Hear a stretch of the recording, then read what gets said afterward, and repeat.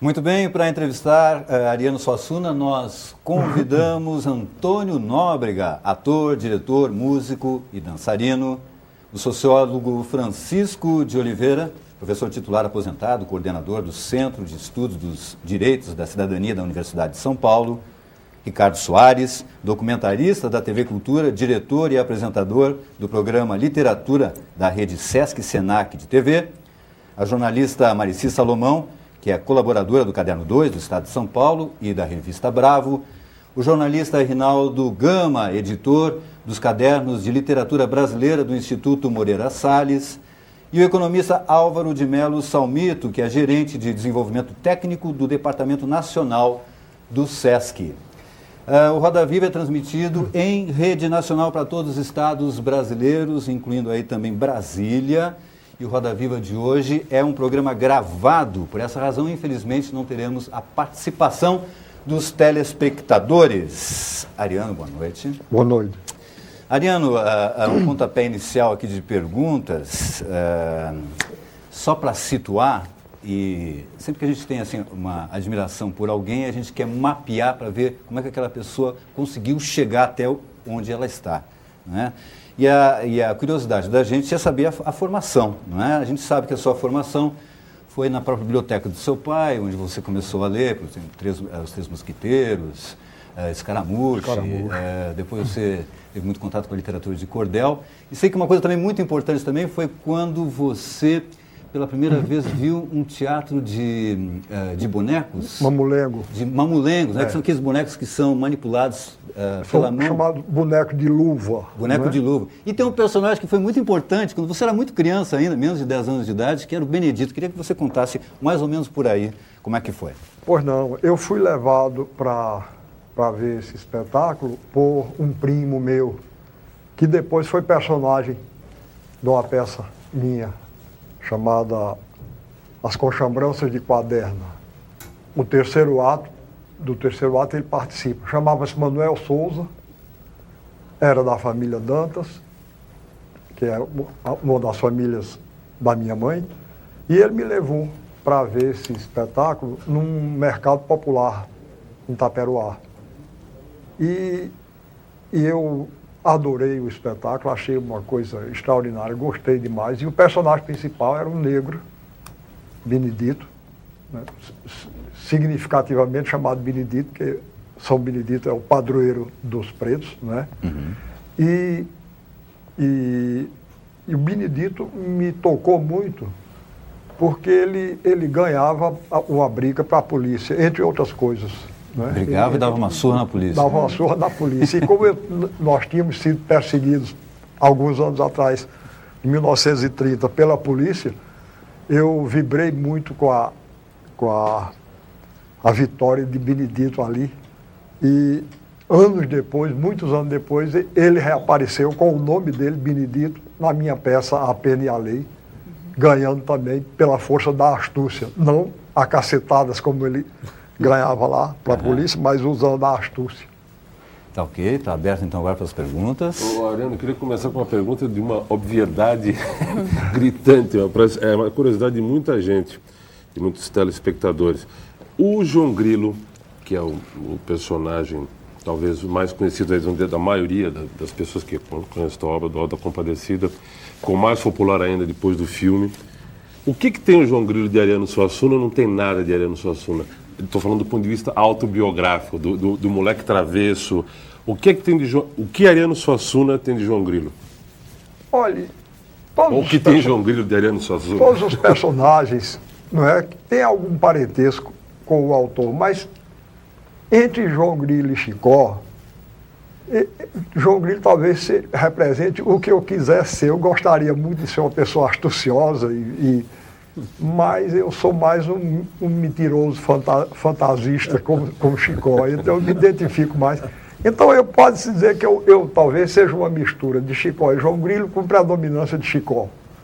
Ariano, aproveitando aí dessa primeira pergunta do Cunha sobre o seu início de formação literária,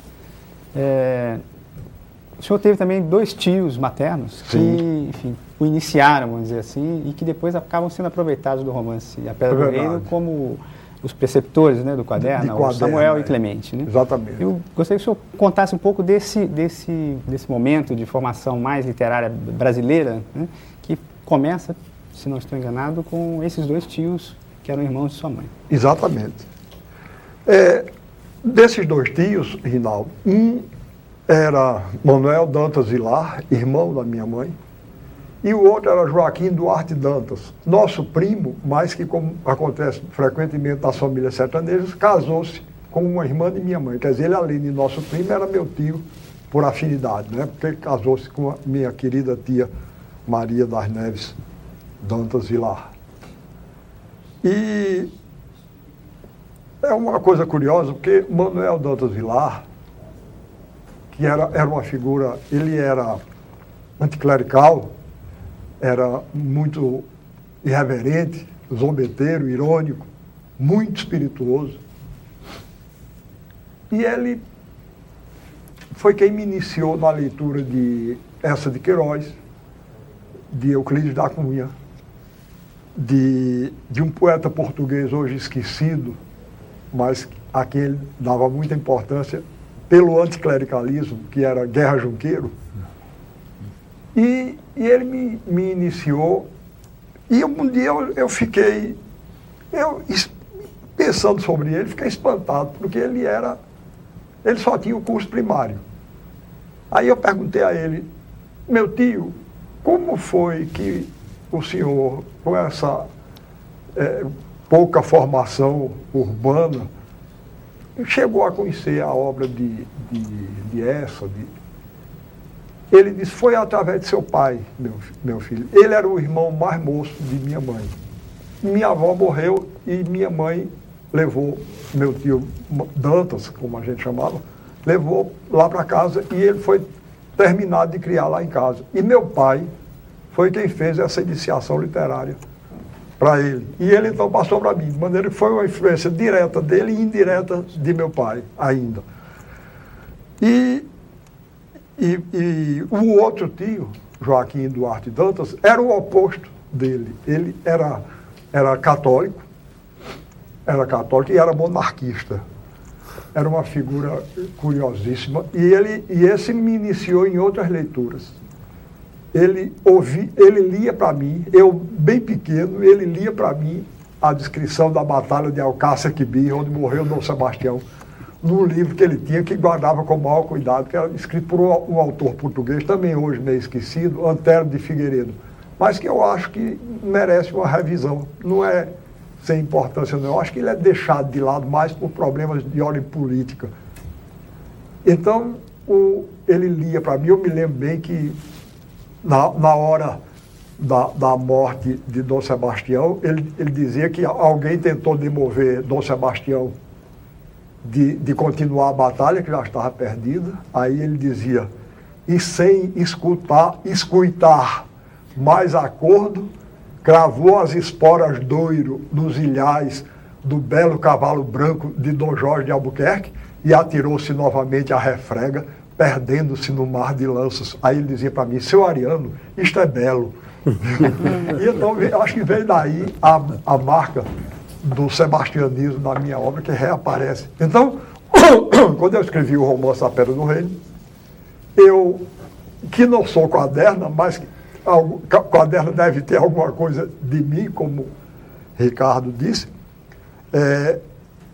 o Quaderna, eu coloquei como preceptores de Quaderna Samuel, que seria o equivalente de meu tio Joaquim Duarte Dantas, e Clemente, que seria o equivalente de meu tio Manuel Dantas Vilar.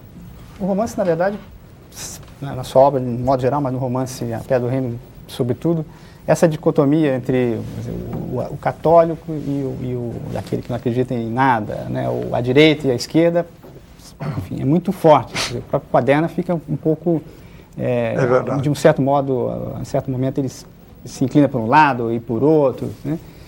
E essa síntese é o que o senhor procurou fazer nesse romance, que também parece que lembra aquela sua imagem também muito citada dos dois hemisférios do ser humano, o hemisfério palhaço, né, e o hemisfério rei, né, o rei sendo o racional, etc., e o palhaço o natural, o espontâneo, enfim. Está na obra dele toda, né? Não é só, É verdade, tá na obra dele é verdade. toda.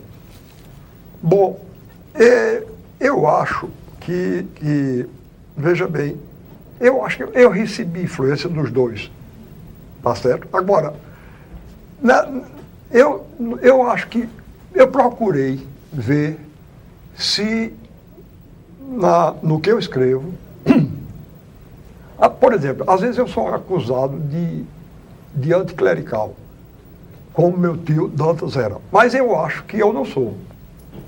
Eu sou católico, tenho uma grande consideração pela igreja. Agora, quando me dizem, outro dia um padre, há pouco tempo, disse uma coisa que não está mais muito comum, mas ele disse que a Compadecida era uma peça escrita contra a igreja. O Alto da Compadecida não é contra a igreja.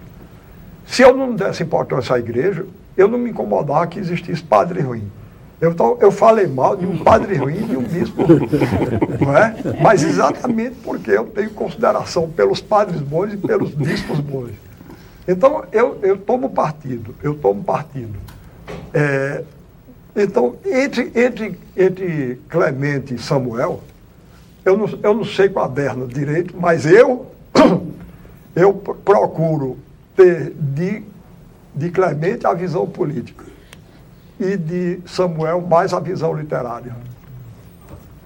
Ariano, gostaria de, talvez na sequência, emendando com a questão proposta por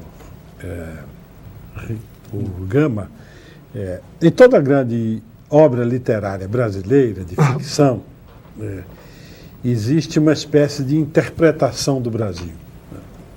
Eu gostaria de saber que o público também tivesse acesso a isso. Na sua obra você interpreta o Brasil também? Digamos, na Pedra do Reino e o personagem enquaderna? Eu acredito que sim. Veja bem, agora, inclusive, na Pedra do Reino, Chico, teve eu dei um erro de interpretação que me levou a interromper. Eu ia escrever ali uma trilogia. Mas do ponto de vista da interpretação do Brasil, na Pedra do Reino eu dei um erro, que depois, examinando os motivos desse erro, eu consegui localizar a causa. Mas eu tive, não sei se você sabe, mas eu passei por problemas muito duros na infância, não é? Sim. E meu pai, que era um político, que governou a Paraíba, ele era, em 1930, a Paraíba se dilacerou muito com o problema político. Talvez mais do que nos outros estados. E meu pai era o líder das forças rurais. O doutor João Pessoa era o líder das forças urbanas. E as forças urbanas venceram a luta de 1930. Então, a história passou a ser contada pelos simpatizantes dele, do doutor João Pessoa. Então, meu pai passou a ser apresentado, eu me habituei desde muito menino, Chico, a ver meu pai apresentado como o representante do mal. O meu pai e as forças rurais representavam o mal. E o doutor João Pessoa e as forças urbanas representavam o bem. Aí eu, muito naturalmente, comecei a reagir, tomando a posição contrária. Eu digo, para mim agora, o rural vai ser o bem e o urbano vai ser o mal. E fiquei me portando assim, mas sem consciência clara do que estava acontecendo. Agora, depois, sim, outra coisa que eu me esqueci de dizer, nesse ano de 1930, os aliados de meu pai deflagraram um movimento no sertão, na cidade de Princesa. Proclamaram a independência do município e tinha hino, tinha bandeira, tinha Constituição, tinha tudo, né? Chamava-se Território Livre de Princesa. Tinha um jornal e o doutor João Pessoa ficava muito irritado porque as notícias do jornal diziam assim, tropas vindas do vizinho estado da Paraíba. Né? Pois bem, então o doutor João Pessoa disse, quando começou a rebelião de Princesa, ele disse que ia tomar Princesa em 48 horas. passaram-se as 48 horas, mais 48, enfim. Essa luta começou no começo de março de 1930, a 26 de julho ele foi assassinado e Princesa nunca foi tomada. Não é? Princesa caiu quando a Revolução de 30 venceu no Brasil todo.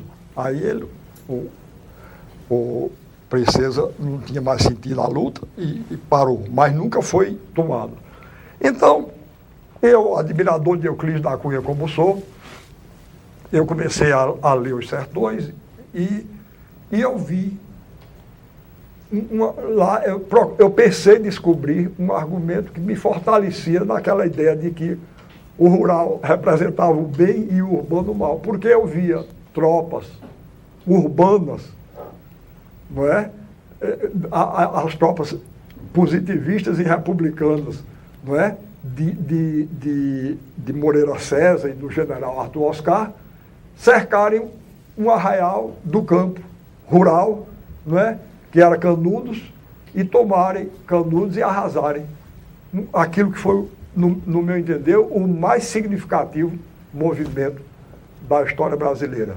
Para mim, Canudos foi o episódio mais importante da história brasileira. Eu acho que não se pode interpretar a história brasileira sem compreender Canudos. Então, aquilo me fortaleceu, até que só... E quando eu escrevi A Pedra do Reino, essa visão ainda está lá. Quer dizer, se você for reler A Pedra do Reino, você vai ver que, para mim, no juízo meu e no de Quaderna, Princesa é um equivalente de Canudos. Um arraial do campo, assaltado por forças urbanas. E essas forças urbanas representavam as forças, essas forças urbanas a serviço do presidente João Pessoa, representavam as tropas republicanas e positivistas que arrasaram o arraial de Canudos. Então, só depois que eu escrevi A Pedra do Reino, fazendo uma reflexão, eu sentia que havia alguma coisa ali que não estava certo. Mas eu não podia descobrir o que era, porque essas coisas que ficam lá embaixo, na profundeza do subconsciente, são difíceis da gente descobrir. Até que eu descobri que eu já estava dando um erro de interpretação. Porque no caso de Canudos, eram tropas urbanas, era o exército urbano, a serviço dos privilegiados, acabando no arraial popular. E Princesa não era. Eram privilegiados da cidade, lutando contra privilegiados do campo. Então foi isso que me causou uma angústia muito grande quando eu descobri, e eu interrompi a escrita para depois fazer uma revisão de tudo. Fiquei parado um tempo, não queria participar de nada, fiz um exame de consciência duro e um reexame dessas posições, e eu espero que agora, nesse romance que eu estou escrevendo, eu espero que saia corrigido esse erro. Doutoriano, foi aí que o senhor rompe um pouquinho com a sua visão de monarquia e passa a ver a república diferente, ou não? Não foi não.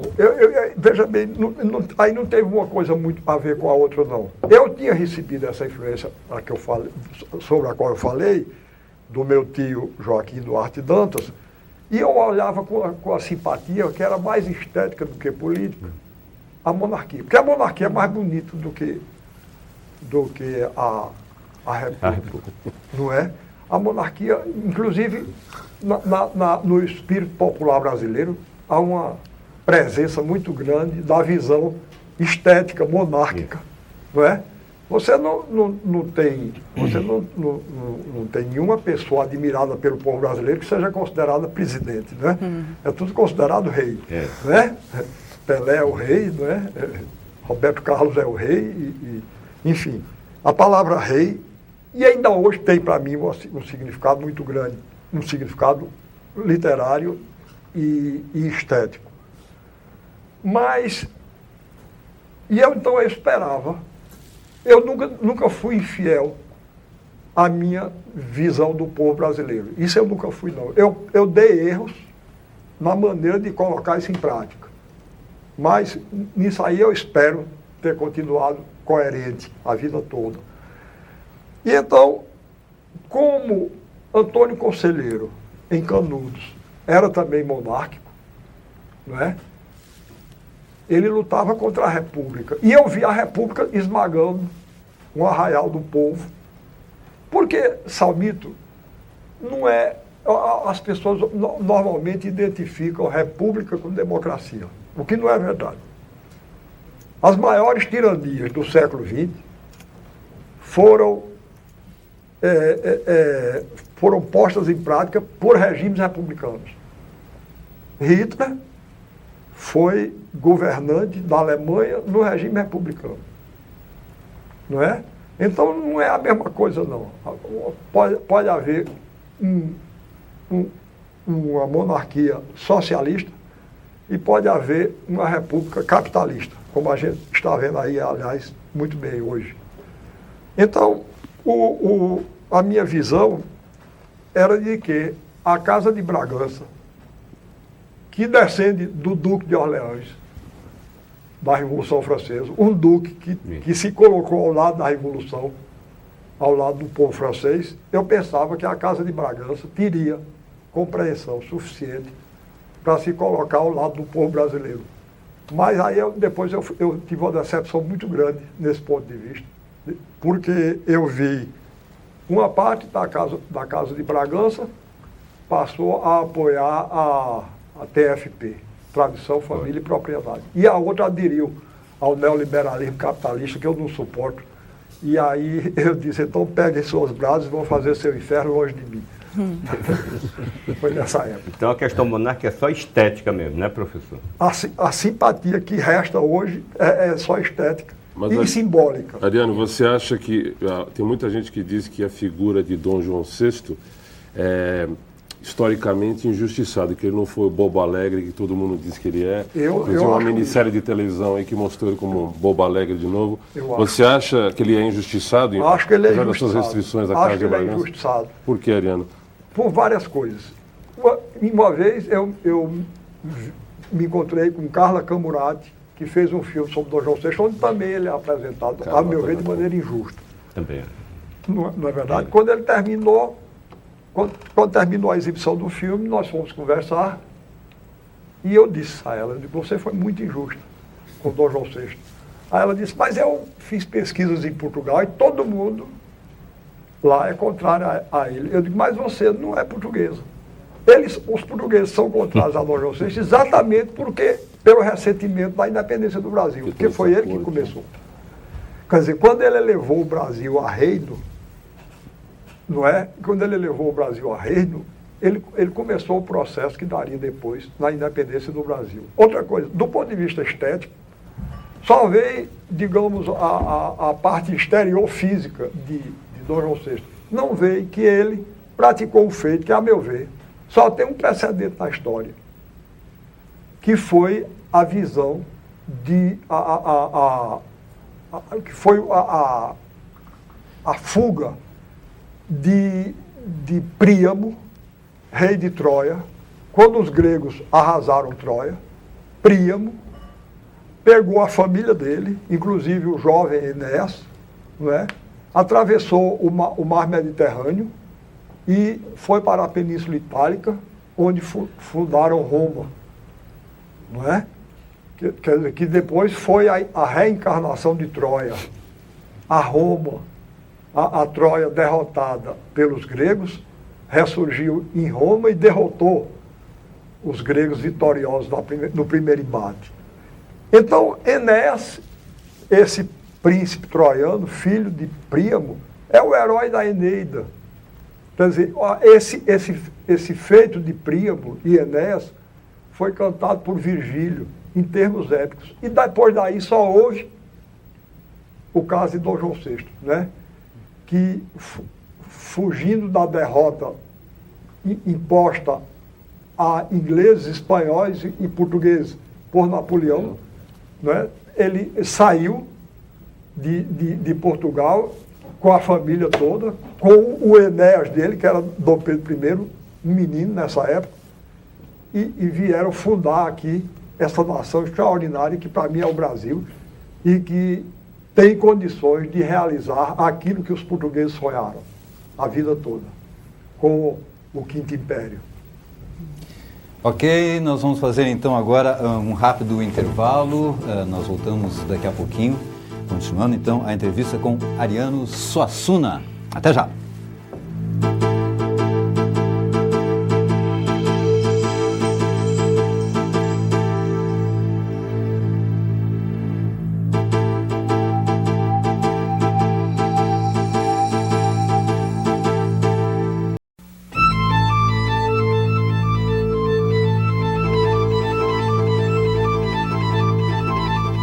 Estamos de volta com o Roda Viva, hoje entrevistando Ariano Suassuna. Tem muita gente aí na fila querendo fazer perguntas, o Nóbrega e a Marici. Mas como hoje eu estou tendo o privilégio aqui de ser o mediador, eu vou passar na frente de vocês.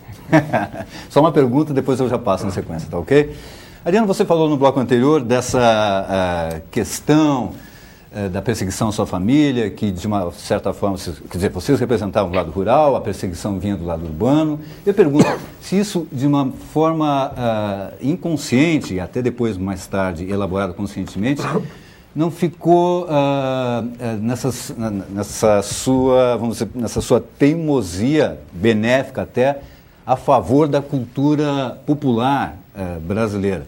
Estou falando nisso a respeito, inclusive, daquela briga que você teve com o pessoal do Mangue Beat, com o Chico Sainz, que você não concordava com aquelas misturas, que os críticos de música dizem que foram muito bem-vindas essas misturas, por exemplo, do maracatu rural ao rock e ao hip hop. Você desconsiderava o rock e o hip hop, né? Mais ainda. Pois é, eu quero saber, quero que você me explique, e se tem um pouco dessa coisa inconsciente de você do lado rural ter sido perseguido pelo urbano?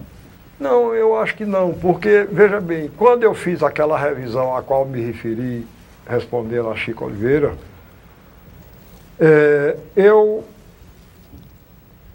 inclusive, eu revi posições do próprio Euclides da Cunha. Que Euclides da Cunha, eu parto sempre de uma distinção feita por Machado de Assis, entre o Brasil, que ele chamava o Brasil oficial, e o Brasil real. Nós todos pertencemos às classes privilegiadas, nós pertencemos ao Brasil oficial. A gente queira ou não queira, gosta ou não gosta. E o Brasil real, a cultura popular a qual você se refere, para mim é a cultura que é feita pelo povo do Brasil real. O povo do quarto estado, como eu chamo, aludindo à Revolução Francesa. Que na Revolução Francesa havia 3 classes sociais, né? Os 3 estados chamados nobreza, clero e povo. Mas acontece que nessa palavra povo aí havia uma dicotomia que nunca foi bem analisada na época, porque esse povo aí era composto pela burguesia, que estava emergindo como classe dominante, e o operariado urbano, que também estava nascendo, e o campesinato pobre do campo. O campesinato pobre rural, evidentemente. Agora, então, no meu entender, não existem 3 estados, existem 4 estados, né? Nobreza, clero, povo, nobreza, clero, burguesia e povo. Esse é o povo do Brasil real, no meu entender. Euclides da Cunha, formado, como todos nós, no Brasil oficial, pelo Brasil oficial, se viu de repente diante do povo do Brasil real em Canudos. E ele se converteu. Mas a conversão foi rápida demais, foi violenta demais, e ele ficou meio perturbado, só podia ficar. Eu estou dizendo isso aqui com o maior respeito que eu tenho por ele. Que, inclusive, eu hoje posso ver os erros dele por causa dele, pela influência que recebi dele. Então, ele aí passou, depois da conversão, ele passou a considerar o urbano como errado. O urbano que ele encarnou no emblema, no símbolo, que era a Rua do Ouvidor. Ele fala textualmente na civilização cosmopolita e falsificada da Rua do Ouvidor. E o Brasil real para ele era o sertão, que ele chamou o sertanejo a rocha viva da raça brasileira. Eu, influenciado por Euclides da Cunha, durante muito tempo vi isso aí. Então, eu, quando revi minhas posições, eu vi que Euclides da Cunha dava esse erro. Porque aquele emblema do Brasil real que ele tinha descoberto em Canudos, portanto no Brasil rural, existia também na cidade, através da favela. A favela é o emblema urbano do povo do Brasil real. Então, eu não tenho antipatia à arte feita pelo povo do Brasil real que mora na cidade, na favela. Sim. Eu tenho antipatia ao tipo de arte massificado que nos vem de fora e que nos é imposto, que a gente tem de engolir, queira ou não queira, forçado. E era isso que eu discordava de Chico, que era meu amigo pessoalmente. Ele era meu amigo pessoal, eu gostava muito dele, mas disse isso a ele.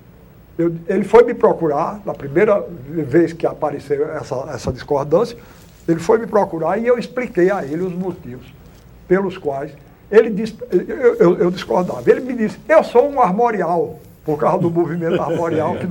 Aí eu disse, e por que é que se chama Chico Sainz?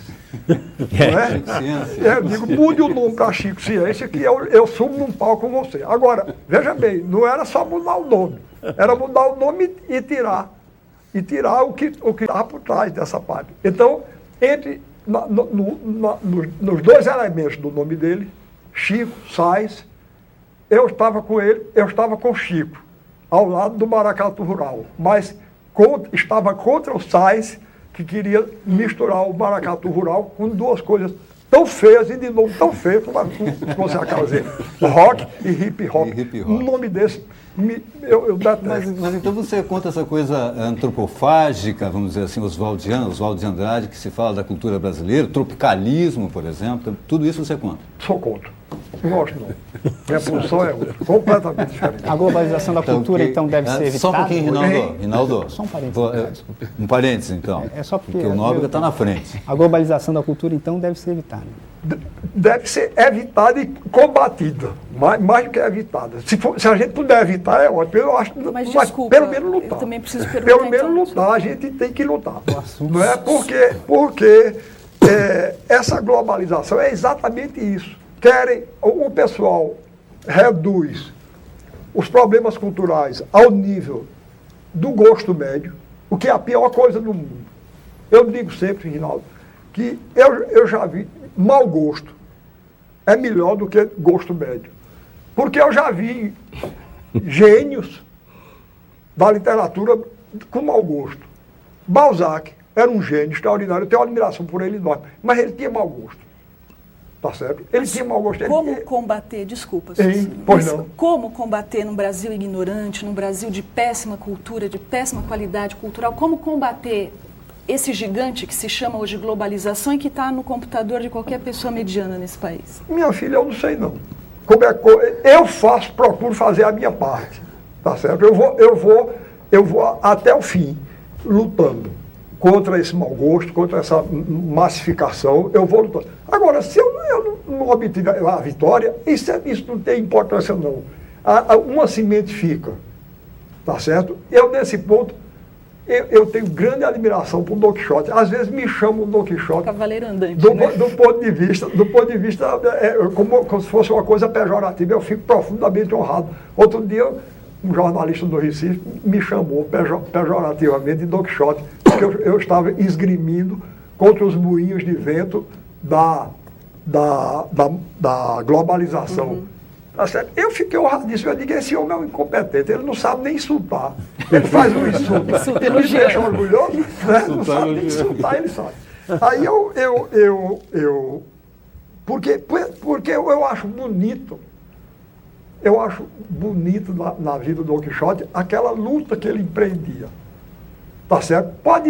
Se ele é derrotado ou não, a mim não importa. E eu acho que ele não é derrotado.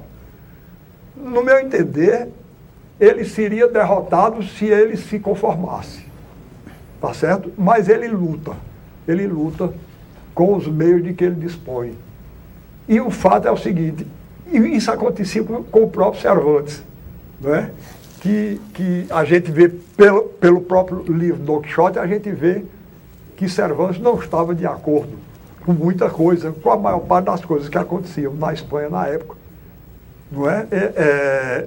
A Espanha do século XVII já estava começando a entrar numa decadência, não é?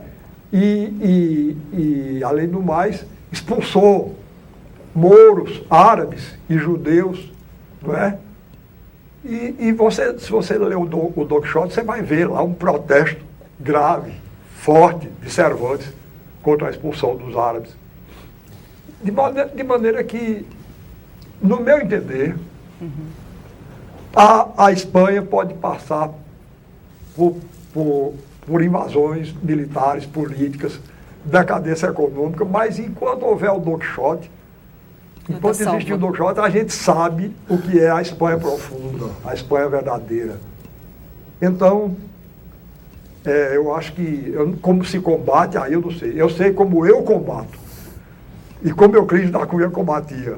Tá certo? Então, um livro como Os Sertões, a gente pode dizer para o Brasil a mesma coisa que eu disse a respeito do Don Quixote em relação à Espanha. Então, o que eu procuro fazer é isso aí. No meu trabalho de escritor, nas aulas que eu dou, agora aqui, eu estou lutando contra isso. Tá Bom, agora o Antônio Nóbrega quer fazer uma pergunta para você. O Nóbrega, que inclusive está prometendo um novo show para julho, com sua participação, segundo ele me contou, é verdade? Ariano, consegui convencê-lo a vir aqui no dia 12 de julho. Pois bem, deixa eu lhe prestar minha homenagem antes de você começar. Ele me chamou e eu venho. Agora, eu estou jurando a mim mesmo que vou encerrar minha carreira de ator e de viajante. Eu vou encerrar. E eu estou me sentindo um pouco à vontade para chamar, porque esse convite já foi feito há uns 4 ou 5 anos atrás, só que a data foi sempre postergada. É verdade. Né? Então... Não, e ainda que não fosse, sendo feito por você, eu vinha. Tá bom, nós levamos 10 anos para conseguir aqui no Roda Viva. Não tem ideia. Vai lá, Nóbrega. Porque ele é eterno. Ô Ariano, você nos relatou que você tomara conhecimento com a história do rei, Dom Sebastião, desde já muito jovem, né? Criança, né? Sim. E na Pedra do Reino, o romance do rei Dom Sebastião está presente, né? É verdade. Sei que você é um admirador muito grande do Vieira, de Fernando Pessoa, provavelmente também de Agostinho da Silva. Sim. Né? E você deu um ensejo aí no final do primeiro bloco, ao que talvez eu acho que é a questão fundamental, né? Puxando para o lado dessa questão fundamental, você é sebastianista, em que medida é o seu sebastianismo? Em que medida você sonha com o Espírito Santo, com o Quinto Império? Você poderia falar um pouco isso para a gente aqui? Posso, pois não, com todo prazer. Veja bem, o mesmo erro que eu dei na Pedra do Reino em relação à interpretação de Canudos, eu dei um pouco também em relação ao sebastianismo. Porque só depois eu percebi, eu continuo com a mesma admiração pela figura de Dom Sebastião. Acho que ele é um símbolo é um símbolo. Ele deixou de ser uma figura somente ligada à história portuguesa, na minha visão, para ser um mito humano e universal. Quer dizer, ele é o símbolo desse desejo que é tão humano de o homem se alçar acima dele mesmo, quer dizer, de alcançar as fronteiras do sagrado e do divino. Então, é um homem que, Dom Sebastião, pelo sacrifício, pelo sonho e pela morte que teve, eu talvez não simpatizasse tanto com ele se ele não tivesse sido derrotado e se tivesse perdido. Mas ele é o símbolo disso tudo e é por isso que ele continua a ser uma figura forte para mim. Mas, a meu ver, a empresa, quando ele empreendeu a viagem ao Marrocos, a empresa estava certa, mas ele escolheu o lugar errado. Então, eu tenho impressão, ele não tinha nada que atacar os muros. Tá certo? Que eu tenho uma visão de que isso que chamam o terceiro mundo, a América Latina, a África, a Ásia, eu reúno tudo isso, já na Pedra do Reino, embaixo de um mito, que é o da Rainha do Meio-Dia. A Rainha do Meio-Dia, no meu entender, é que reúne todos esses povos escuros, magros e pobres do mundo. E Dom Sebastião atacou os muros, como hoje estão fazendo os países poderosos, continuam atacando os muros. Dom Sebastião foi um precursor disso. Então, nisso, a meu ver, ele deu um erro. E nesse romance que eu estou escrevendo, eu estou reclamando contra isso. Tanto que naquela cantiga sebastianista, que está transcrita lá na Pedra do Reino, e que você canta muito bem, eu modifiquei um verso. Viu? Eu não sei se você se lembra, o poema termina, morre o rei, não é?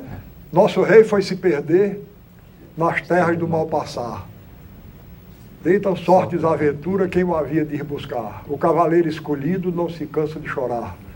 Vai andando, sem nunca desanimar, até que encontrou um mouro no areal avelar. Por Deus te peço, bom mouro, me diga se me enganar, cavaleiro de armas brancas, se o viste aqui passar. Eu vou pular um pedacinho para... Aí ele diz, este cavaleiro, amigo, morto está neste pragal, com as pernas dentro d'água e o corpo no areal. 7 feridas no peito, cada uma mais mortal. Por uma lhe entra o sol, pela outra o luar. Pela mais pequena delas, um gavião a voar. Bom, no meu entender, isso como eu usei na Pedra do Reino, isso é uma alusão à morte do rei Dom Sebastião, não é? Aí ele dizia, mas é mentira do Mouro, e é assim que você canta. Mas é mentira do Mouro, seu desejo é me enganar. O nosso rei encantou-se nas terras do mal passar. E um dia no seu cavalo, nosso rei há de voltar. Então eu modifiquei. Nessa versão agora eu digo, mas é engano do Mouro. Nós vamos nos aliar. Tá certo? Então, eu fui infiel ao Dom Sebastião histórico para ser mais fiel ao Dom Sebastião verdadeiro e profundo, que é o núcleo do mito do sebastianismo. Aliás, só um parênteses, eu acabo de gravar um CD em que eu gravo 3 romances. O da Nau Catarineta, que você transcreveu, que está na Pedra do Reino, né? A Filha do Imperador do Brasil e o Touro Mão de Pau, a Morte do Touro Mão de Pau. E iria cantar também o Rei Dom Sebastião. Sim. Eu disse, não, vou deixar para um próximo CD. Pronto, e inadvertidamente foi muito bom. Veja que sorte, foi ótimo, porque quando você gravar, já grava. E passei por uma situação até constrangedora, desculpe eu tomar um pouco de tempo aqui no relato disso, quando eu estive no Marrocos e iria cantar esse romance. Mas de repente eu me dei conta de que no Marrocos, eu cantar um romance que depunha contra os árabes, do qual eu tinha uma simpatia muito grande. Está vendo? Eu disse, eu estou doido. Quer dizer que você está vendo que eu tenho toda a razão, tem né? toda a razão. Modificado. Não é? Mas a espicha então para a questão do Quinto Império que você ia falar. Sim, não, bom, então o Quinto Império, que depois do nascimento de Dom Sebastião, você sabe que Dom Sebastião nasceu em circunstâncias muito, muito especiais. Isso. Há muito tempo não havia um herdeiro. O pai dele já tinha morrido, ele era neto do rei. E então a mãe dele engravidou, o pai, quando ele nasceu, o pai já tinha morrido. E a mãe morreu pouco tempo depois. Então ele ficou sendo chamado o Desejado. O Desejado porque era o rei no qual a independência de Portugal ia se corporificar. Porque havia sempre aquele perigo da absorção de Portugal pela Espanha, não é?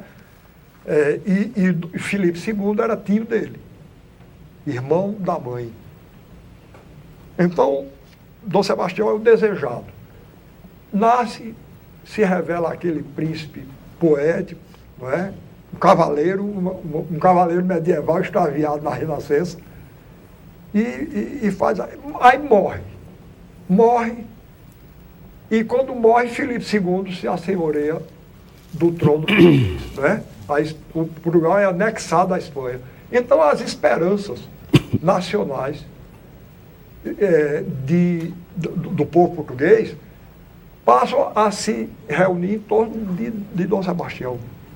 Não é? Da volta de Dom Sebastião. Dom Sebastião iria ressuscitar e voltaria num dia, num Manaus, entre brumas, para restaurar a independência e a grandeza de Portugal.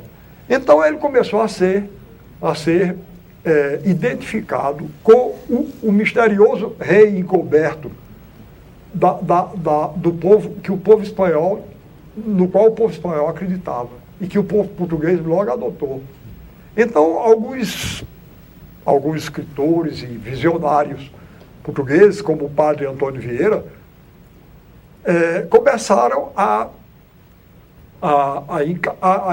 considerar Dom Sebastião como sendo o rei encoberto que voltaria para restaurar a independência e a grandeza de Portugal. E, ao mesmo tempo, todos esses sebastianistas eram muito impressionados com a profecia do profeta Daniel. O profeta Daniel tinha profetizado a existência de 4 impérios que eram identificados com Roma, a Babilônia, etc., na história. E então eles passaram a dizer que quando Dom Sebastião ressuscitasse e se pusesse à frente do povo português, iriam instaurar o 5º império do qual falava o profeta Daniel, e que era um império de justiça, de liberdade, justiça para todos, era um império igualitário, libertário e justo, que essa é uma aspiração de todos nós, não é? Então, ficaram considerando então o advento do 5º império. Então, na Pedra do Reino, a visão de Quaderna é que Portugal não tinha dimensão para realizar o 5º império, mas que o Brasil tem. Então, eu sou um pouco 5º imperista a propósito do Brasil. Por mais que o Brasil atual esteja desmentindo tudo isso, eu levo muito em conta, Nóbrega, as palavras do grande pensador, que para mim, francês do século, para mim foi o mais puro dos pensadores europeus do século XX, Jacques Maritain. E ele disse uma vez que achava que o Brasil estava destinado a realizar na história o mais belo sonho que o homem já teve no campo político, que era realizar um regime onde pela primeira vez se efetivassem juntas a justiça e a liberdade. Você veja, na história humana, recentemente, a União Soviética representava um regime no qual predominava a justiça, a busca da justiça, em detrimento da liberdade. Nos Estados Unidos atuais, predomina a busca da liberdade em detrimento da justiça. Em ambos os casos, a meu ver, trata-se de uma impostura, porque na União Soviética era justiça para a minoria de brancos e poderosos. E nos Estados Unidos, para mim, é liberdade para a minoria de ricos e brancos. Então, o que eu espero do Brasil, o que eu sonho para o Brasil, é nada mais, nada menos do que esse sonho a efetivar, ou pelo menos uma busca desse sonho. Ariano, deixa eu aproveitar toda essa sua pensata em torno do que o Nóbrega te perguntou, para falar o seguinte. Você foi secretário municipal de cultura e secretário estadual de cultura no governo Arraes. Nós estamos falando de sonho de Brasil, de política, e eu queria falar um pouco de, aspas, política cultural.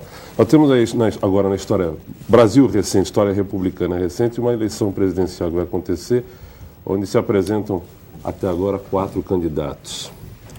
Eu queria saber se dentro desse todo esse raciocínio que você estava tendo com o Nóbrega, que a gente conversou antes, se em termos de política cultural, em termos do que você defende, se algum desses 4 candidatos representa alguma esperança em você de que as coisas possam se reverter, ou se você não tem esperança nenhuma diante desse quadro político-cultural com esses 4 candidatos que se apresentam como candidatos à presidência da República? Eu agregaria antes que eu você... não sou muito advertido sobre a política do dia a dia, não. Ele já está falando.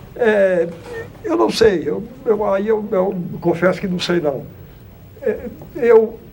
Eu vejo, como eu disse, eu sou escritor, eu vejo a minha perspectiva e se aparecer algum que procure efetivar essa política de valorização da cultura brasileira, da busca de uma cultura que expresse realmente o nosso povo e o nosso país, eu vou apoiá-lo, tá certo? Eu vou apoiá-lo, mas eu vou esperar para quem vai ser eleito, e se o que está eleito abre algum caminho por aí. O que abrir, eu apoio. Eu completaria, só mesmo pegando carona, se você acha que a política brasileira melhorou e se ela abre esperanças para o Quinto Império.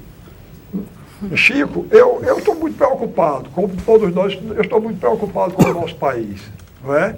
Eu não preciso lhe dizer que você sabe disso, eu discordo dessa política, já fui chamado de arcaico por causa disso, o pessoal diz que eu sou contra a modernização, né? A modernização capitalista. Eu não acho que uma coisa seja boa só por ser moderna, não é? Eu acho que a gente tem que encarar todos os pontos de vista. Agora, tenho visto na política brasileira atual coisas, para mim, imperdoáveis. Eu não posso entender, por exemplo, já que estou diante de você, eu não posso entender nem aceitar a extinção da Sudene. Tá certo? Se a Sudene... É verdade que a Sudene foi muito degradada para depois acabarem com ela.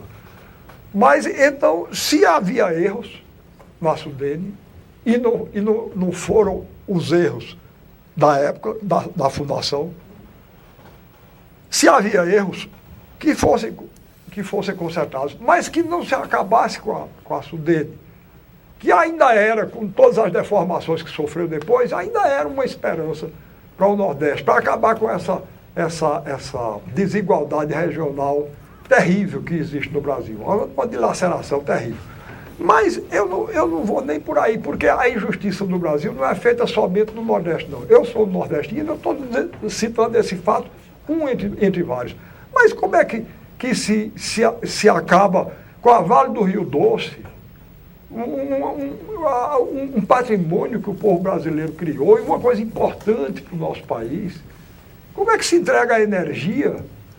As comunicações, uma coisa tão importante, não podem ser entregues, não podem ser vendidas.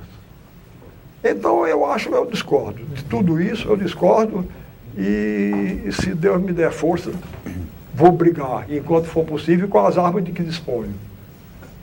São poucas e fracas, mas com elas eu luto. Nesse livro está tudo denunciado lá, nesse romance que eu estou escrevendo, está tudo denunciado. Tá ok, então nós vamos fazer mais um intervalo, a gente volta daqui a pouquinho, dando continuidade à entrevista. Até já.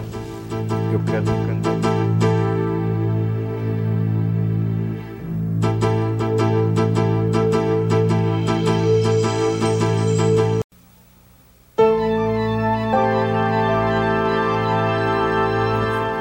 Voltamos com o Roda Viva, que hoje está entrevistando Ariano Suassuna. O Roda Viva de hoje é um programa gravado, portanto, infelizmente, não tem a participação dos telespectadores.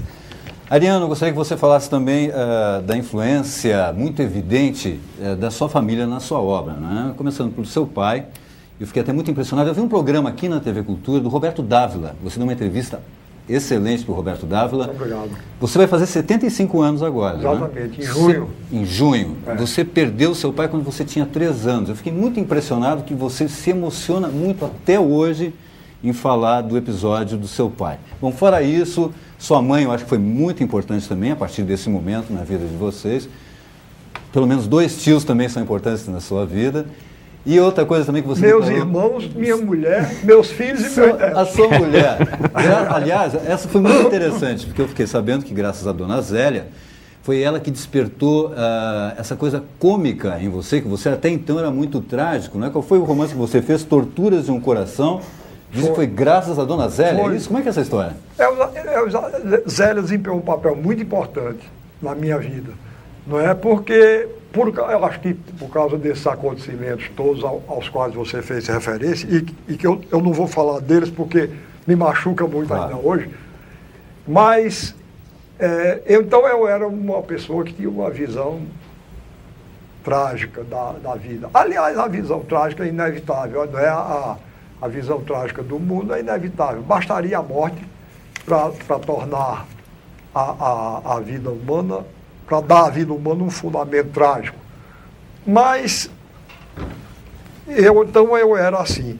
Meus irmãos mais velhos até brincavam comigo, dizendo que eu era um assassino terrível, porque realmente, nas primeiras coisas que eu escrevi, o primeiro conto que eu escrevi, aos 12 anos de idade, um cidadão voltava de uma conflagração, de uma guerra, encontrava a mulher com outro homem, matava os dois e se suicidava, não escapou ninguém. Parece que quando eu não sabia o que fazer com o personagem, eu matava. Mas depois eu vi que que isso não era gratuito na minha vida, porque quando menino, em Itaperuá, a primeira pessoa que eu vi morta foi uma mulher assassinada pelo marido, que voltava da Revolução de São Paulo. Ele tinha participado das tropas que vieram do Nordeste para reprimir a Revolução Constitucionalista de 32. Quando voltou, encontrou a notícia de que a mulher o enganara durante a sua ausência. E ele então chegou no dia, e no outro dia de manhã ele matou a mulher com um tiro na nuca. E minha mãe proibiu que nós fôssemos ver, mas eu fugi, fui ver e me arrependi, quase não durmo de noite. Então eu vi que esse conto terrivelmente sangrento que eu escrevi era uma recriação inconsciente desse episódio que tinha acontecido. Só que eu agravei, porque lá o assassino não se suicidou, não, mas eu acrescentei essa parte.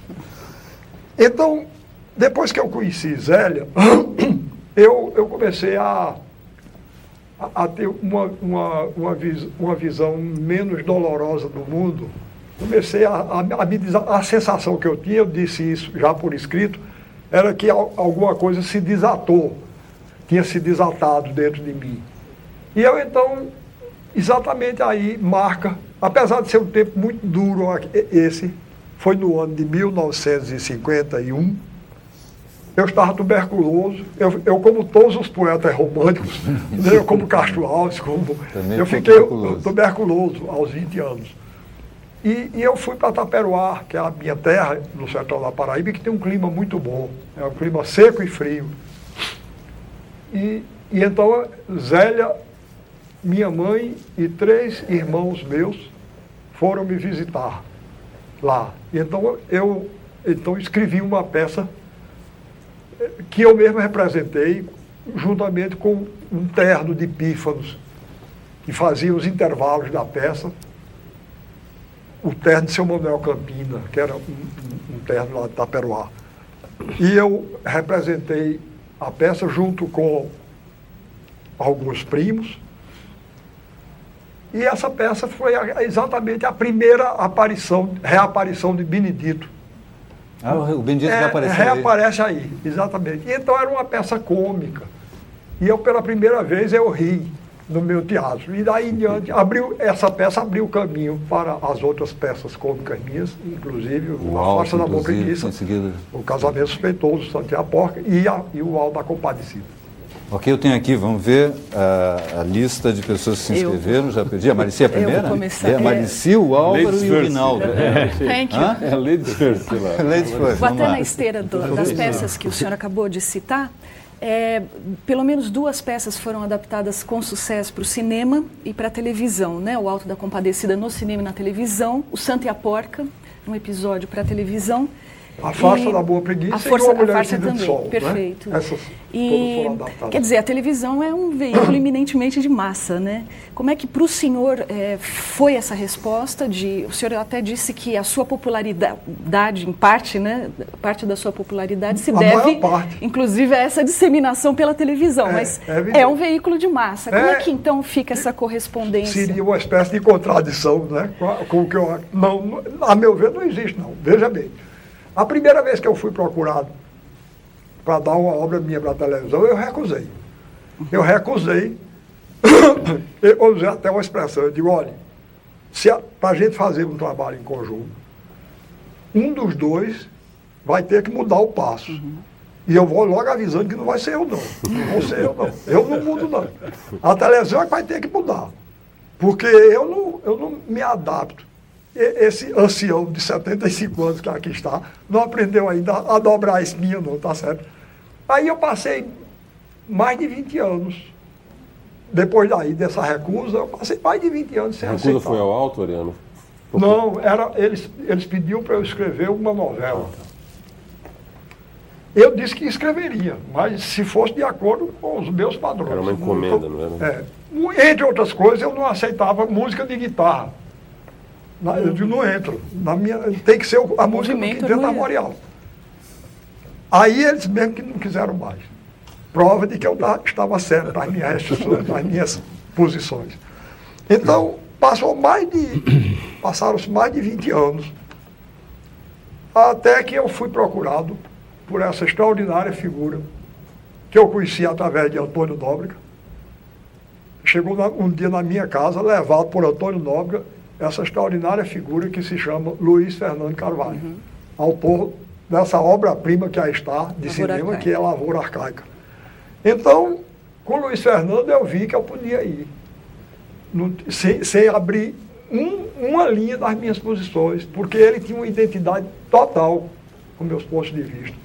Ele queria botar a música que eu respeito e da qual eu gosto. Ele me chamou até para colaborar com ele na adaptação. E quando chegou, uma das coisas que tinha me levado a recusar a primeira oferta, é que eles disseram, o que é que você acha aí, mudança de passo? Eu digo, por exemplo, essa imitação caricata do sotaque nordestino que vocês fazem, eu não posso aceitar. Não posso aceitar. Eu nunca vi ninguém falando daquele jeito, não é? No Nordeste. Não se fala daquele jeito no Nordeste, não. Eu digo, o que eu quero? Aí Luiz Fernando perguntou, e como é que vamos falar isso? Essa conversa não foi com o Luiz Fernando, não. Essa conversa foi com o primeiro que me procurou. Agora, Luiz Fernando disse, quando chegou nesse momento, num determinado momento, e como vamos falar? Eu disse, cada um fale com a linguagem do seu lugar. Tá certo? Porque a unidade do Brasil é uma unidade de contraste. Então, eu digo, eu só não quero miado e chiado, que é um sotaque que não é de estado nenhum. É a caricatura. É sotaque de aeroporto. Eu só vi gente falando daquele jeito em aeroporto, não é? Eu uma vez viajei para o Rio Grande do Sul, tomei o avião no aeroporto Guararapes, do Recife, desci aqui em São Paulo, onde eu ia pegar outro avião, eu ia trocar de avião para ir para Porto Alegre. Quando eu estava no aeroporto do Recife, aí uma mulher falou no microfone, disse assim, senhores passageiros da Boeing 727 da Varig, queiram assim, assumir os seus lugares, portão B. Que diabo de língua é essa? Não é? Bom, aí eu peguei o avião, desci aqui em São Paulo, fiquei esperando. Quando chegou na vez do outro, a mesma coisa. Senhores passageiros do Boeing 727, com destino a Porto Alegre, queiram... Aí eu disse, a mulher veio. Mas não, era outra. Tá certo que elas estão falando desse jeito, uma coisa que eu não sei. Aquilo não é sotaque de lugar nenhum. Pois bem, a peça foi encenada com atores gaúchos, mineiros, carioca, paulistas e nordestinos, e todo mundo falou. Eu disse, você olha, o Alto da Compadecida, por exemplo, não tem um erro de português lá. Eu não procuro imitar a letra, eu procuro imitar o espírito, recriar o espírito da linguagem popular. Inclusive por respeito ao povo. E aí isso pode ser pronunciado de qualquer jeito. Então ninguém nem notou que havia diferença de sotaque. Saiu, para meu gosto de autor, saiu ótimo.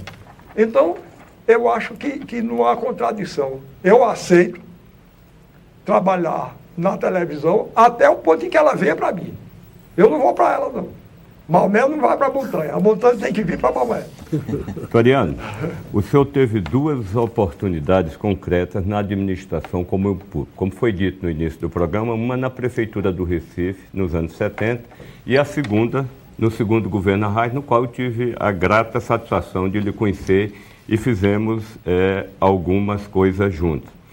Eu não poderia deixar de perguntar ao senhor que avaliação, que balanço, que pontos o senhor destacaria nas iniciativas do Ministério da Cultura nesses últimos 8 anos no Brasil? Não posso deixar de perguntar. Olha, eu não posso responder sobre o Brasil todo, porque eu não tenho conhecimento. Agora, quero lhe dizer que eu recebi apoio do Ministério da Cultura, no meu trabalho de secretário de Cultura de Pernambuco.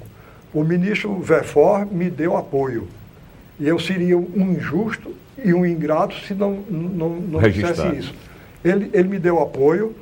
Eu, inclusive, consegui terminar a Ilumiara Zumbi, que é hoje um lugar que congrega todos os maracatus rurais do estado de Pernambuco, graças ao apoio do ministro Verfor. Então, no que me diz respeito, e no que diz respeito à política cultural que eu procurei imprimir à Secretaria de Cultura de Pernambuco, eu recebi apoio do Ministério da Cultura. Adriano, já que estamos no bloco final, uma provocação para ouvir de novo. Não faço uma desgraça dessa. Você me provocar. Uma provocação que parte da enorme empatia e fidelidade às origens. O Nordeste acabou, Adriano? Não, eu acho que não. Veja bem, uma vez, eu vou lhe responder com uma pergunta referente a São Paulo. Um amigo meu, que é paulista, chamou São Paulo a menos brasileira das cidades. Eu discordei dele, ele disse, olha, não fale mal de sua terra, está errado. O São Paulo que você frequenta, talvez queira ser uma imitação de Chicago.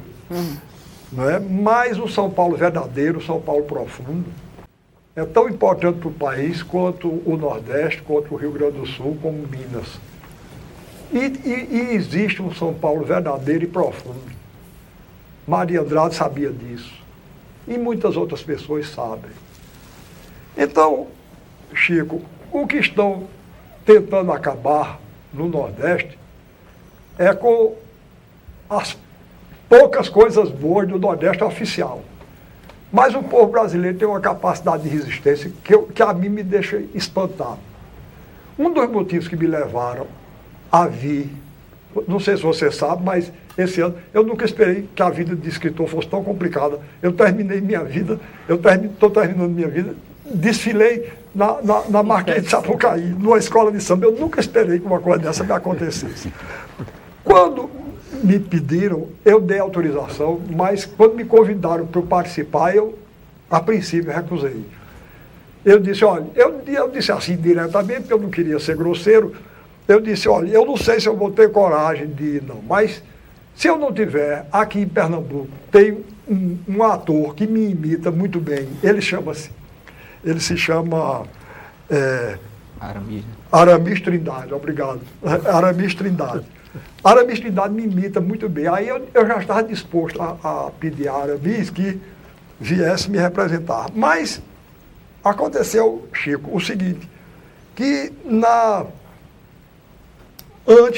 em novembro de 2001, eu recebi um título na Universidade do Rio de Janeiro, na Universidade Estadual do Rio de Janeiro. A UERJ.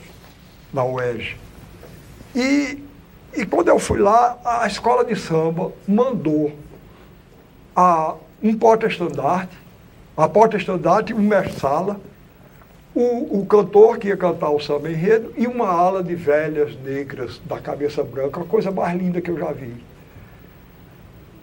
E elas, um amor à escola, que eu só queria que você visse, Chico, elas pegavam o estandarte assim, beijavam.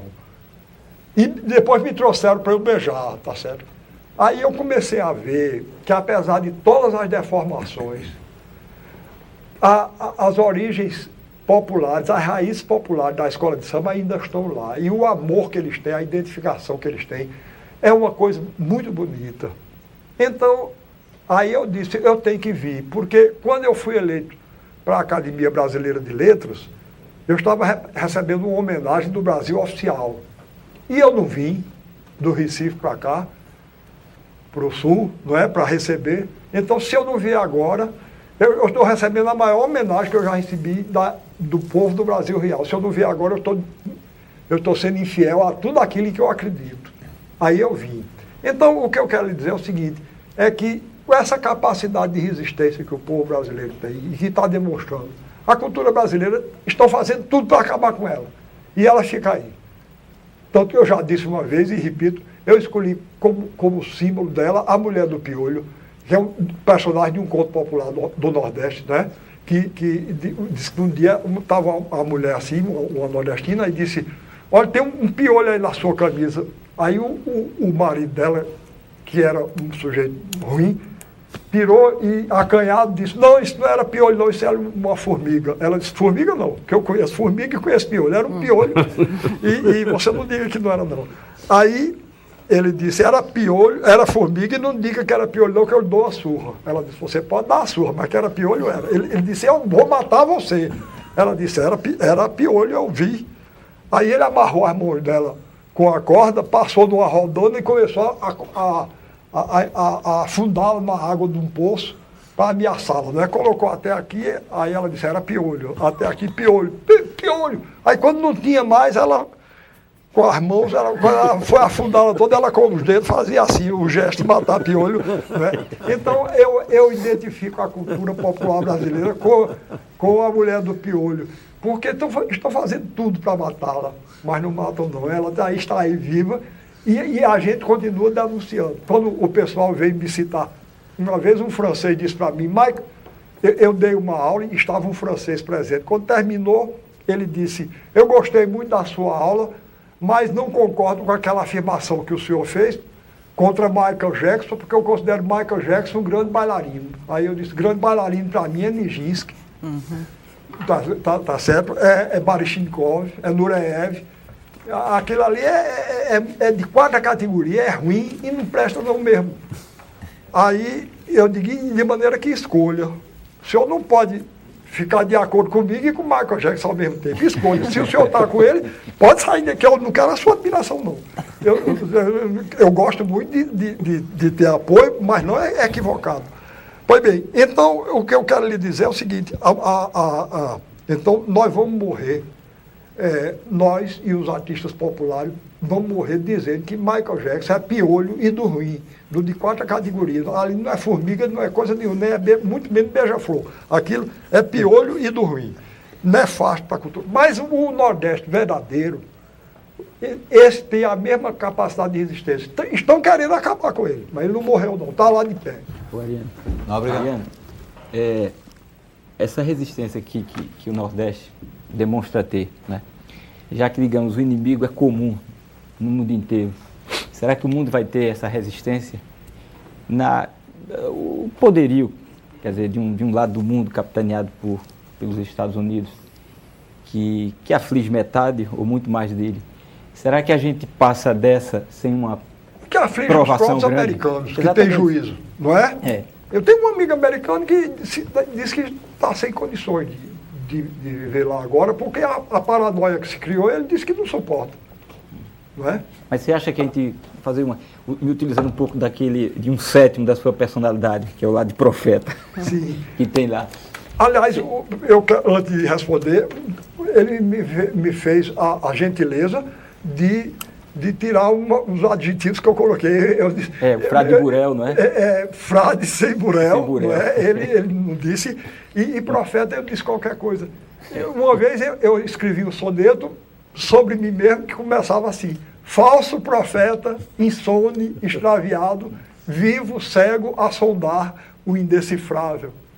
e Jaguar da Sibila Inevitável, meu sangue canta a rota deste fado. Quer dizer, eu me considerei um falso profeta. É nessa medida que eu posso responder. Sim, mas está certo, mas apelo até para o seu falso profetismo. Eu vou sair daquela pergunta e entrar nessa aqui. Quando a gente visita a sua casa, né, e quando visita a sua poesia, é uma poesia extremamente emblemática, armorial, né, profunda a mais não poder, não é? Uma das coisas mais intensas dela é o sentido que a palavra ganha pela maiúscula que você sempre coloca, dando a dimensão metafísica. Numa influência dos barrocos e dos poetas populares. Exato, que fazem isso mesmo. E que você traz até dentro da sua poesia uma espécie até de uma cosmogênese, né? Não sei se a palavra correta é essa, naquelas pinturas também de pedra que tem na sua casa. Você... quer dizer, pedindo ajuda aí a esse lado, bem profeta brincalhão. Você acha que nós somos os únicos nesse universo todo? Não, de maneira nenhuma. Você veja, há alguns meses atrás... Está entendendo? O único brasileiro, o planeta Terra, né? Sim, eu estou entendendo, exatamente. Eu recebi de presente uma gravura africana, linda, extraordinária, forte. Tenho visto gravuras e até coisa de arte gráfica russa, feita pelo povo russo. Primeiríssima ordem. Eu sou um admirador da gravura japonesa, da gravura chinesa, né? Da pintura indiana, da escultura indiana. Eu acho que todos esses povos pertencentes à rainha do meio-dia, esses povos têm uma identidade e uma diferença em relação a essa arte massificada que representa a arte do primeiro mundo. Então, eu acho que nós temos aliados no mundo inteiro. E acho que, se nós nos unirmos, a gente pode enfrentar o monstro, a besta Brusacã, que está solta por aí. Rinaldo, você quer fazer uma pergunta? Esse é o seu romance que o senhor está escrevendo nesse momento. Talvez ele tenha uma função importante na sua vida que se refere ao episódio ainda do seu pai, né? Que o senhor sempre conta que sua mãe fez de tudo para evitar uma espécie de ciclo de vinganças, né, entre a sua família e a família dos mandantes, a tal ponto de esconder que o assassino do seu pai estivesse vivo durante um tempo e perdoá-lo. É verdade. Há menos de 2 anos, 1 ano e meio, o senhor disse que, no seu caso, o processo de perdão a esse assassino estava em curso, né? E hoje, como é que está isso? Olha, eu não gosto de ser hipócrita, tá certo? Eu sei que o perdão não é fácil. O senhor é católico? Sou católico. Sou católico, como tal, sou obrigado a perdoar. Mas eu sei que o perdão não é uma coisa fácil. Então, está em processo, como eu lhe disse. E eu espero em Deus que esse romance que eu estou fazendo me ajude. Eu acho que eu vou chegar lá. Alguém mais uma pergunta? Floriano, eu queria dizer o seguinte. Toda a sua obra, a gente andou dando uma lida, o senhor mesmo disse que a literatura é a razão de ser da sua vida, a poesia e incursões pelas artes plásticas. Mas eu gostaria de lembrá-lo, e é uma curiosidade até, por que na música é que a gente às vezes tem uma boa polêmica com o senhor, como foi o caso do Chico Science, ou do Chico Ciência, como o senhor prefere, ou uma outra entrevista que o senhor faz algumas colocações, por exemplo, criticando o Caetano. Por que a música é mais apropriada para as suas... Não. Tem alguma... Eu vou não faltando com respeito aqui, eu tenho falado sobre esse assunto, mas por causa dos perguntadores. Não sou eu que vou... Eu nunca dei palavra nenhuma a respeito de Chico ou de qualquer outro artista brasileiro, que não me fosse perguntado. Agora, já que me pergunta, eu procuro responder com a sinceridade que eu procuro manter em todos os atos da minha vida. Agora, como eu não sou nem músico, não é? Eu não sou nem músico, eu sou um músico frustrado. Não é? Eu, quando muito jovem, eu tentei realizar mais de uma arte.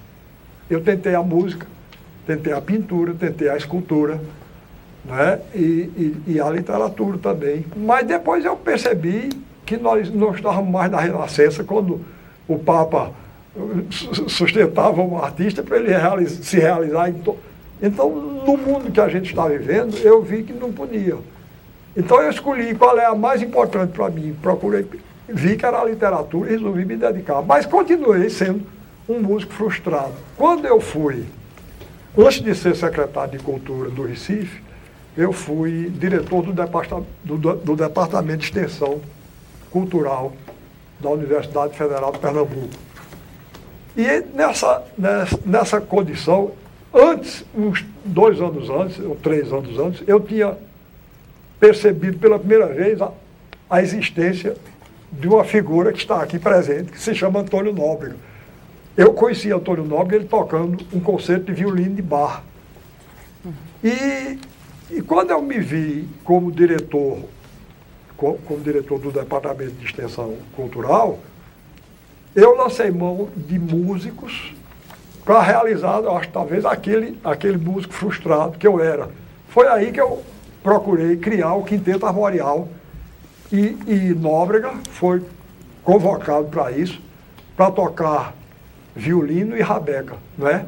Agora, Nóbrega já era, em embrião, tudo isso que ele é hoje. Ele não era somente um violinista ou um tocador de rabeca. Ele era o ator que ele é, ele era o cantor que ele é, e ele sentia necessidade de se realizar em todos esses campos. Mas então eu tive a sorte de ser a primeira pessoa a verificar o valor de Antônio Nóbrega. E ele participou do Quinteto Armorial, uma coisa da qual eu me honro muito, e eu tenho certeza que ele se alegra. E foi aí que eu passei, através da música do Quinteto Armorial, eu passei a ouvir aquela música com a qual eu sonhava há tanto tempo. Em 1952, eu tinha escrito um artigo onde eu chamava a atenção para o fato de que a música sertaneja, feita pelo povo, tinha uma marca muito presente da música árabe, da música indígena e do canto gregoriano. E eu sonhava com uma música erudita brasileira que fosse baseada nessa música feita pelo povo brasileiro. A música dos cantadores, dos tocadores de rabeca, dos tocadores de birimbau de lata. E esse sonho eu realizei através do Quinteto Armorial e dessa extraordinária figura de artista brasileiro que é Antônio Nóbrega, que está aqui, para a nossa honra. Ariano, só para encerrar, a gente já está nos minutos finais do programa, você citou Nóbrega.